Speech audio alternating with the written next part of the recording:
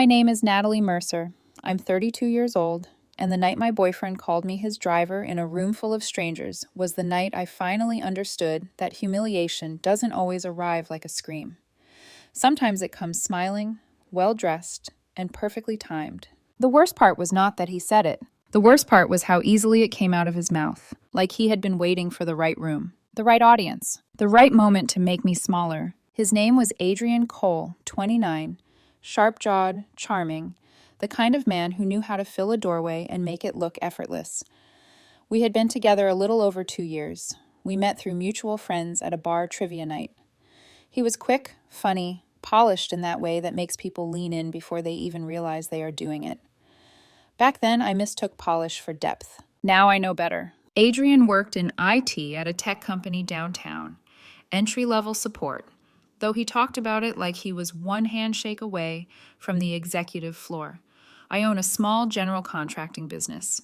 It is not glamorous, but I built it from nothing, and I am proud of it. Long days, early bids, late invoices, permit issues, client changes, crew problems, all of it. Mine. Adrian never directly said he was ashamed of what I did. He didn't have to. It came out in smaller ways. Jokes about my truck, comments about dust on my boots, the way he smoothed his expression when I talked too long about a renovation, the fact that in 2 years, he never introduced me to a single coworker. There was always a reason. Bad timing, office politics, too much drama, the wrong week, the wrong people. When you love someone, you can turn excuses into architecture. So I did. A month before everything ended, Adrian told me his company was throwing a big client appreciation party at an upscale hotel downtown. He was helping organize it, and he acted like the future of his career depended on lighting, seating charts, and who got photographed beside whom. He had been tense for days, restless, checking his phone through dinner, answering messages with that clipped little smile people wear when they want you to believe they matter. Jenna from Product is bringing her boyfriend, he said one night, scrolling through emails on the couch. He's some corporate attorney. Apparently everyone's trying to make a strong impression. I looked up from my wine. Can you bring someone? There was a pause. Tiny, but I felt it. I mean, he said, still looking at his phone. I guess you could come. It's mostly work people talking about boring work stuff. I should have heard the warning in the word could. Instead, I smiled. I can come for moral support. He gave me a distracted kiss. That might actually help. Money was tight for him that month. At least that was the story. Rent had gone up. Bills had stacked badly. He didn't ask outright at first. Adrian preferred to mention problems and wait for generosity to volunteer itself. By the end of that week, I had paid for his new suit, a gift basket for his boss, and a few extra event costs he claimed he had covered for now. It was not a fortune. But that was never the point. The point was that I was there. Useful, reliable, easy to lean on. The night of the party, I put on my best dress and heels, the kind of look I usually saved for client dinners and weddings.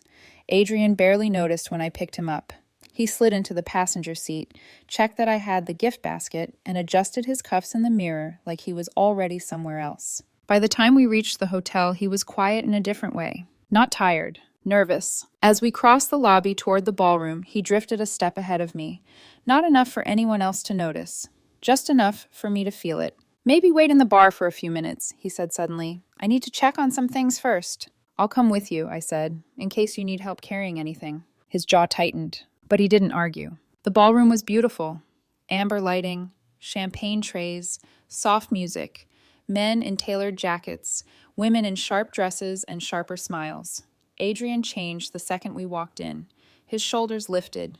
His voice brightened. He looked like a man stepping into the version of himself he wanted other people to believe. A woman in a black dress waved from across the room. Adrian, everything looks amazing. He smiled and walked over. I followed half a step behind. She glanced at me. And who's this? There it was. A beat too long. I started to extend my hand. Adrian laughed lightly and said, This is Natalie, my driver for the evening. The room did not go silent. That would have been kinder. Instead, there was that ugly little ripple of confusion people try to hide with polite smiles. The woman looked from my dress to my face, then back to him. Your driver? Adrian shrugged. She was nice enough to drop me off. She's actually heading out. Then he looked at me with that polished expression. Right, Natalie? Some moments do not feel real until later. That was one of them. I remember the weight of the gift basket still cutting into my fingers, the heat rising up my throat while the rest of me went cold. I touched his elbow and guided him a few steps away, just far enough to keep my dignity private. "What was that?" I asked. He exhaled like I was being difficult. "Please don't do this here." "Do what?" His eyes flicked over my shoulder. "These people matter. My career is on the line tonight." I stared at him. "So, I'm what? An embarrassment?" He didn't answer right away. Then he said, low and irritated, "You really should just go wait in the car or something." Something inside me went very still. "I paid for your suit," I said quietly. "I paid for your boss's gift basket. I helped cover this event." That was when he looked at me with open contempt. "You should be grateful I even let you in." No shouting. No scene. Just one sentence spoken like a correction. Like I had mistaken my place, and he was putting me back in it. I looked at him for a long second. Then I nodded. "You're right," I said. He relaxed for half a beat, probably thinking I was backing down. I turned, walked to coat check, collected my things, and left. I drove home in silence. By the time I got there, my phone was crowded with missed calls and texts. "Where are you? Are you seriously leaving me here? Don't be dramatic. You're embarrassing me." That last one almost made me laugh. I turned off my phone, sat in the dark living room, and let the quiet settle around me. It did not feel like heartbreak at first. It felt like waking up in a house you had lived in for years, and suddenly noticing the walls were never straight. The next morning, Adrian was at my door, looking wrecked in a very curated way. Red eyes, perfect hair, shirt wrinkled just enough to suggest suffering. "What happened last night?" he demanded. "You left me there. I had to take an Uber home." I stayed in the doorway. "You introduced me as your driver," he groaned. "It was a joke." "No, it wasn't." He hesitated. Then came the pivot. Softer tone, wounded eyes, carefully measured vulnerability. "You don't understand how intense things are at work right now," he said. "I panicked. I was trying to protect my image. These people judge everything." "And dating a contractor would hurt your image?" He looked down. Not ashamed enough. Just quiet enough. "That's not what I meant." It was exactly what he meant. Then he cried. Of course he did. He told me he was stressed, that he had made a stupid mistake, that he loved me, that he hated himself for hurting me. He touched my face like tenderness could erase humiliation. He promised a weekend away, promised change, promised honesty, promised I mattered. I let him in. I made coffee. I listened. And while he talked, I watched. The timing, the performance, the relief every time he thought a line had landed. When he left, he kissed me like we had survived something together. A few days later, he was sweeter than usual, more affectionate, more attentive, more future-focused. Then, about a week after the party, he called me sounding bright with excitement. "Baby, my birthday's coming up," he said. "I'm thinking of doing a private dinner at Antonelli's. Just some coworkers. Good networking. Something elegant." I leaned against my kitchen counter. "You need help paying for it?" He laughed softly. "Would you? It would mean a lot." Of course it would. I asked how much. When he told me, I looked out the window and smiled to myself for the first time in days. Because suddenly, I knew exactly what came next. For the next few days, he kept up the apology performance. Texts, calls, softness, future plans, a weekend away, a reset. He even came over with takeout and wine, acting like we were repairing something fragile. "I've been thinking," he said, setting the food down. "Maybe we should take a trip. Just us." "Reset what?" I asked. He paused, then smiled carefully. "Last week. My mistake. I hate that I hurt you." "You didn't hurt me," I said. That made him relax, because he thought that meant forgiveness. What it really meant was distance. A week later, he called again. "Hey, so I booked Antonelli's for my birthday. Private room, amazing wine list, the works." "That sounds expensive." A pause, then the ask. "Well, yeah, that's kind of why I wanted to talk to you." Of course it was. "I'm a little tight this month," he said, "after the party and everything. And this is important for me, career-wise." I let him keep talking until he reached the point. "I was wondering if you could help me out again. Just this once. I swear I'll make it up to you." Just this once. Like the suit had been once. Like the gift basket had been once. Like the party had been once. "How much?" "About $1,200 for the room deposit and dinner." $1,200. For a dinner I wasn't invited to. I let the silence sit just long enough to make him feel it. Then I said, "Okay." The relief in his voice was instant. "Seriously? Natalie, you're amazing." Amazing. Reliable. Convenient. "I'll put my card down for you," I said. "Just come by and get it." The next day, he showed up right on time. Casual, but polished. He leaned in to kiss me. I let him. Because it made everything easier. I pulled a credit card from my wallet. Not my usual one. He didn't notice. Of course he didn't. People like Adrian rarely notice details that don't serve them. "Here." He took it with a grateful smile, already halfway into spending it. So what time should I be there? I asked casually. That was the first real crack. Oh, he said. It's actually just going to be work people. Networking, a little boring. There it was again. Smooth. Effortless. Exclusion dressed up as practicality. Got it, I said. He studied my face, checking for reaction. I gave him none. Thanks for understanding, he said, kissing me quickly on the lips. I'll make it up to you.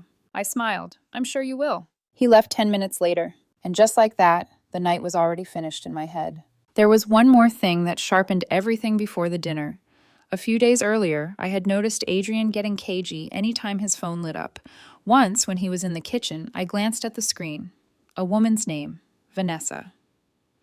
No message preview, just the name and the speed with which he snatched the phone up when he came back. When I asked about her later, he said too quickly, "My ex. It's nothing. We've been done forever." People tell the truth strangely when they are lying. The day of the dinner, I did not sit at home wondering what he was doing. I got ready. Carefully. Deliberately. I chose a simple dress that did not beg for attention but held it anyway. Did my hair, did my makeup, not for him. For me. Then, an hour before his reservation, I called my credit card company. "Hi," I said calmly. "I need to report a card as lost." They canceled it, issued a new one. Clean, simple, final. Then I grabbed my keys and went to Antonelli's. The place was exactly what you would expect. Soft lighting, dark wood, quiet money in every corner. I did not go through the main entrance.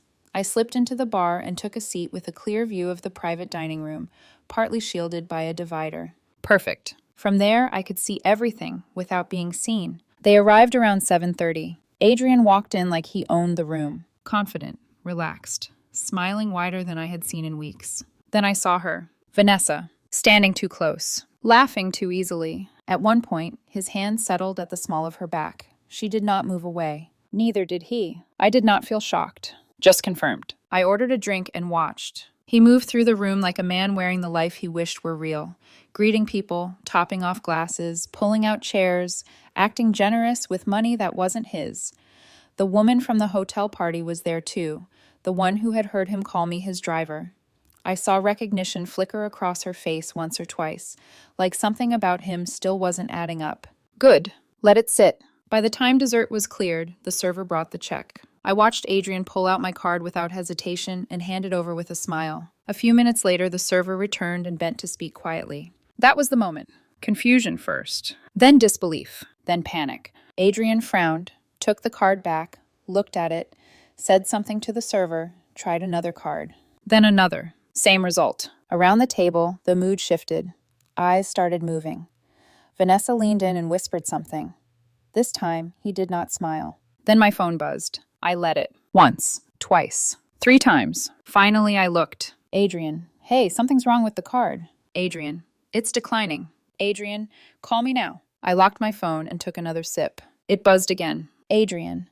Natalie, this isn't funny. Adrian. The bill is over $1,200. Adrian. I look like an idiot right now. That one almost made me smile. Not we have a problem. Not can we fix this. Just his image. Always his image. I unlocked my phone and typed 4 words. Look behind you. Then I stood. Across the room, I saw him read the message. Freeze. Turn. And finally see me. Not as support. Not as background. Not as someone he could hide when it was convenient. Just me. Standing there. Calm. Waiting. The color drained from his face. People around him followed his gaze. The woman from the hotel leaned forward. Wait, isn't that... I didn't let her finish. I stepped away from the bar and walked toward the room, slow and steady, one hand on the envelope in my bag. By the time I reached the entrance, the room had already gone quiet. Adrian was half out of his chair, like he wasn't sure whether to come toward me or pretend I wasn't there. Too late for that. I stepped inside. The silence changed. Not awkward. Heavy, the kind that falls when something true has entered the room. Natalie, he said. I didn't answer him right away. I let my eyes move around the table first. Curiosity. Confusion. Recognition. Then I looked at him. Hi, Adrian. No anger. No raised voice. That made it worse for him. What are you doing here? He asked too quickly. I smiled faintly. I came to see the dinner I paid for. A few people shifted. Vanessa's hand slipped off his arm. Adrian's eyes darted around the table, already calculating. Natalie, this isn't the place. You're right, I said. It's not. I stepped closer. Close enough that no one in that room could pretend I was vague or optional. Don't worry, I added. I won't take long. I took the envelope from my bag. Adrian saw it and went pale. Natalie, he said, lower now. Can we talk outside? Outside? I repeated, like you asked me to wait outside the ballroom? That landed fast. A few heads turned. The woman in black narrowed her eyes. I turned to the table. My name is Natalie Mercer, I said clearly. I have been Adrian's girlfriend for the past 2 years. That broke the last of the confusion. I opened the envelope and placed the photos down one by one. Us at the beach. Us at dinner. Us in my truck laughing. Us in front of a half-finished renovation, his arm around me like he was proud. I thought I should introduce myself properly, I said. Since last time, there seemed to be some confusion. The woman from the hotel stared at the photos, then at Adrian. Oh my God. Someone else leaned forward. Vanessa didn't say a word, but her body moved another inch away from him. I'm also the one who paid for the suit he's wearing tonight, I said. Adrian's jaw tightened. And the gift basket at your company event. The one where I was introduced as his driver. That hit harder, because now it wasn't just personal. It was a pattern. The boss, or whoever at that table held real authority, straightened and looked at him differently. Adrian stepped towards me fast. Natalie, stop. You're making a scene. I looked at him. Really looked at him. And for the first time, I did not feel hurt. I felt finished. I'm finishing it, I said quietly. Then I lifted my phone just enough for the table to see. And in case anyone's wondering why the card declined, I reported it lost yesterday.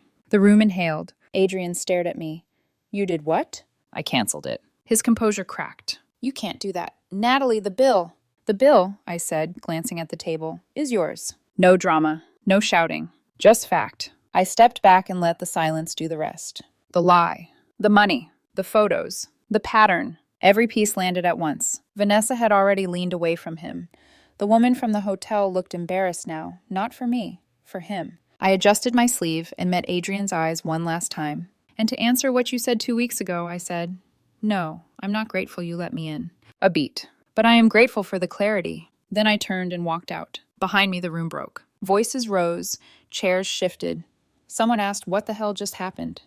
Adrian called my name, louder this time, desperation shredding the polish. I didn't stop, didn't turn, didn't look back. For the first time in 2 years, I wasn't the one being left behind. I walked out of Antonelli's like I had nowhere else I needed to be. Because I didn't. By the time I got home, my phone was exploding. Calls, texts, then more calls from numbers I didn't recognize. I finally looked. Adrian, 12 missed calls. What the hell was that? You embarrassed me in front of everyone. Pick up your phone. This isn't funny anymore. You need to fix this. That one said everything. Even now, after all of it, he still thought I existed to clean up his mess. More messages came in. The tone shifted fast. Natalie, please. I messed up, okay? Just call the restaurant. Tell them it was a mistake. I can't cover that bill. There it was. Not apology. Not remorse. Just panic. I blocked his number. Simple. Final. He still didn't stop. The next morning, there were missed calls from unknown numbers. Voicemails from friends trying to mediate. Then messages from different numbers. Angry. Emotional. Apologetic. Then angry again. Same loop. By day 2, he was at my house. The knock wasn't hesitant. It was measured, like he still believed he could talk his way back in. I stayed where I was and said nothing. Then his voice came through the door. Natalie, I know you're in there. Silence. Just open the door. We need to talk. No, we didn't. After another minute, the tone changed. You can't just disappear like this. You owe me a conversation. I almost laughed. Owe him. Everything with Adrian had always been a transaction. I waited. Eventually, the knocking stopped. His footsteps faded, and that was that. A few days later, I got a LinkedIn message from the same coworker who had seen the hotel scene. The message was careful, professional, but underneath it was distance. She said there had been developments at work involving Adrian. It did not take long to piece it together. After the dinner, questions started. Not just about the restaurant, about him, his role, his stories, the things he had implied, the things nobody had bothered to verify until now. His boss started asking questions. Quiet ones at first, then sharper ones. Projects he had hinted he led, responsibilities he had exaggerated, connections that were never real. It wasn't one lie. It was a structure built out of smaller ones. And once people saw one crack, they started looking for the rest. There was an internal review. It didn't happen overnight, but it moved quickly once the questions started. By the end of that week, he was out. I set my phone down after reading that and felt nothing dramatic. Not vindicated. Not triumphant. just unsurprised. Later that week, I heard something else through a mutual acquaintance. Vanessa hadn't known about me. Not clearly. Adrian had told her we had ended things a while ago, that we were still in contact but nothing serious. Close enough to keep her around. Far enough to keep her from asking the right questions. After the dinner, she walked away. Immediately. No confrontation. No drama. Just distance. 2 weeks after Antonelli's, there was another knock at my door. This one was softer. Uncertain. I opened it and knew immediately who they were. Adrian's parents. They stood there like they weren't sure if they should be. His father cleared his throat. "Natalie, we're sorry to show up like this." I stepped back and let them in. Not because I owed them anything, because I wanted to see how this ended. They stood in my living room for a moment before sitting down, like guests who weren't sure they deserved chairs. That told me enough before they even spoke. "We wanted to apologize," his father said finally, "for Adrian, for everything that happened." There was no excuse in his face. No polishing, just acknowledgement. "That's not really necessary," I said. His mother shook her head. "No, it is." She took an envelope from her purse and handed it to me. Inside was a check for $925 and a folded handwritten note. "It's not everything," his father said, "but it covers the dress, the gift, some of the other things he told us about." "Told you?" His mother let out a slow breath. "Not at first. At first he came home angry, said you humiliated him, said you sabotaged his birthday." That sounded right. "But the story didn't hold," she said. "Too many gaps, too many things that didn't make sense." "We pressed him," his father added. "Eventually, he told us the truth." The room went quiet. Then his mother said softly, "He lost his job." I didn't react. She continued, "And after that, he had to come home. We've had some difficult conversations." "What kind of conversations?" His parents exchanged a look. "The kind shared by people who know the answer is ugly." "We realized we may have played a part in this," his mother said. "We raised him to care too much about appearances, about status, about how things look instead of what they are." His father gave a humorless smile. "We encouraged him to find someone stable, someone who could support a certain lifestyle." There it was, the missing piece. Not an excuse, a pattern. "And when he told us about you," his mother said, looking at me now, "we didn't ask who you were. We asked what you did." That landed deeper than I expected. Not painfully, just clearly. "He told us you owned your own business," his father said. "I remember thinking he'd done well for himself." Done well, like I was an achievement, a financial category, not a person. "I'm sorry," his mother said, "not just for what he did, for what we allowed him to become." I looked down at the envelope and finally opened the note. Adrian's handwriting. A short apology. Clumsy, incomplete, but stripped of all the polish he usually hid behind. I folded it and put it back. "It wasn't about the money," I said quietly. "We know," his father said. "We made him sell some things," his mother added. "Designer clothes, watches, things he didn't need." "That was his choice," I said. "No," she said gently. "It was a consequence." That at least I respected. For a moment, none of us spoke. Then I said the only thing that mattered. "I don't hate him. I don't wish him anything bad. But I don't want him in my life." His father nodded. "That's fair." They stayed a little longer, then left. At the door, his mother paused and said, "You deserve better." I looked at her for a second and smiled. "I know." After they were gone, the house felt different. Not emptier, clearer. I set the envelope on the table and stood there for a moment, letting everything settle. 2 years. That's how long it took for the truth to stop hiding in little moments. A comment here, a hesitation there, a room I was not meant to enter, a role I was expected to play quietly. And then one night, in a ballroom full of strangers, he said the quiet part out loud. My driver. I used to think that moment broke something in me. Now I know it didn't. It revealed him. Business has been good lately. Steady. Growing. I've gotten better at saying no to what feels wrong and paying attention to what people show me instead of what they promise. I went on a coffee date last week. Nothing serious. Just easy. He asked what I did, and when I told him, he didn't flinch, didn't joke, didn't redirect. He asked questions and listened like the answers mattered. And that was enough. Sometimes I still think about that night at the hotel. The pause. The lie. The ease with which he said it. But I don't feel angry now. I feel grateful. Because some people don't show you who they are until it is too late. Adrian showed me exactly who he was. I just wish I had believed him sooner.